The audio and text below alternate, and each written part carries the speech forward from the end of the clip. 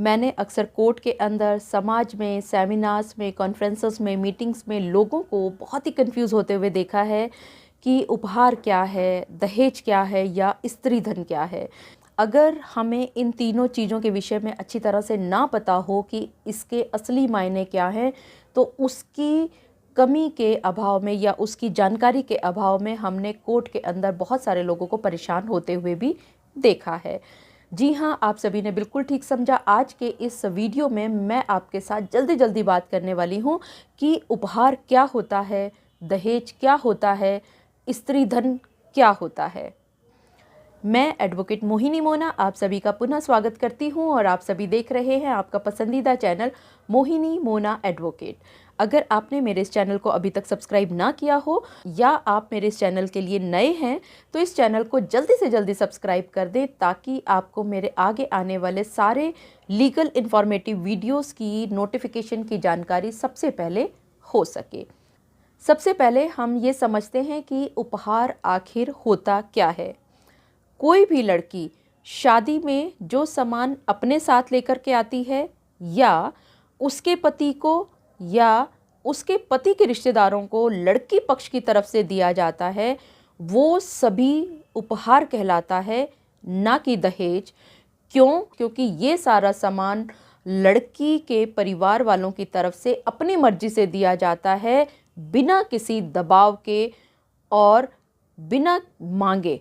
तो आप सभी बहुत अच्छी तरह से ये समझ लें, याद रख लें कि लड़की पक्ष की तरफ से लड़के को या उसके परिवार के सदस्यों को जो भी सामान दिया जाता है लड़की पक्ष की तरफ से, या लड़की शादी में जो सामान लेकर के आ रही है अपनी मर्जी से, परिवार की मर्जी से, और उस लड़की के ऊपर या उसके परिवार के सदस्यों के ऊपर इन सभी उपहारों को मांगने के लिए न तो कोई दबाव डाला गया, न किसी तरह की मांग की गई, तो ये उपहार की श्रेणी में आएंगे और इसके लिए कोर्ट भी कोई भी दंड नहीं देता। क्यों?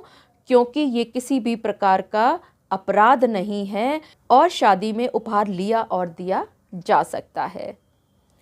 अब बात करते हैं दहेज की कि आखिर दहेज क्या होता है।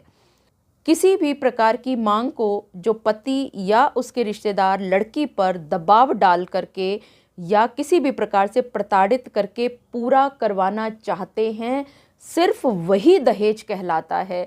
तो आशा करती हूँ आप सभी को बहुत अच्छी तरह से पता चल गया होगा कि शादी में या शादी के बाद लड़की से उसके पति या उसके रिश्तेदारों के द्वारा किसी भी तरह की कोई भी पैसे की मांग की जा रही है तो वो दहेज कहलाती है। और उसके मांग को पूरा न होने की वजह से पति के द्वारा या पति के रिश्तेदारों की तरफ से अगर लड़की को प्रताड़ित किया जा रहा है, दबाव डाला जा रहा है, तो ही वो दहेज की श्रेणी में आएगा। अब बात करते हैं स्त्री धन की। आप सभी को ये मालूम पड़ चुका है कि उपहार क्या होता है, आप सभी को ये भी मालूम पड़ चुका है कि दहेज क्या होता है।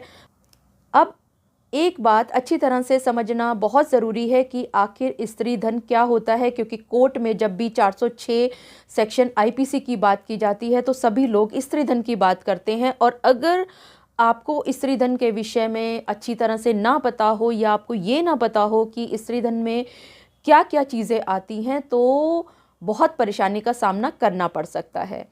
कानून के अनुसार शादी के वक्त जो उपहार, जेवर इत्यादि लड़की को दिए जाते हैं उसे ही स्त्री धन कहा जाता है। अगर किसी भी लड़की का स्त्री धन उसकी मर्जी के बिना कोई और रख ले तो उसके विपरीत कानून में भी कार्यवाही की जा सकती है।